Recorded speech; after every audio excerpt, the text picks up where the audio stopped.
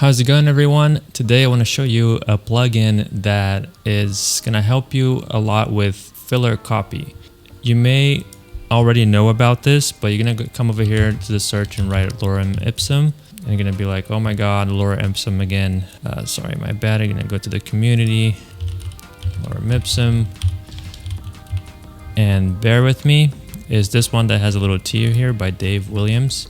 Download or click to try it out. And once you're in the file that you can try it, let's say here for this subtitle that I want to just add some text because I don't have the copy yet. So you can choose by characters, words, like the amount of words, sentences, and paragraphs, or you can also like just auto-generate based on the available space that you have, which is really amazing. I love this feature. And then what I also have done here, you can see that like right now it doesn't begin with Lorem Ipsum. So if that's checked by default, so it always starts with Lorem Ipsum. And the only thing is, like, I had this plugin for a while and they just actually recently updated it to have a few more settings to not start with the Lorem Ipsum. And also the other thing they added that is really cool, and again here, like I'm gonna add this text here as well.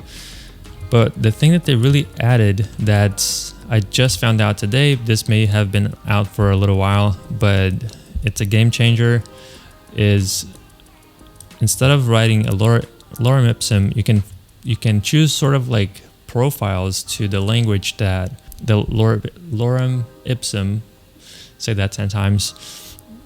So in this case, for example, I chose the Hypster Ipsum because it's just like really fun. So it adds like a lot of like hipster words, roof, 90s, chic, juice, Iceland, vegan, Bushwick, if you're from New York, aesthetic, sriracha, Thundercats.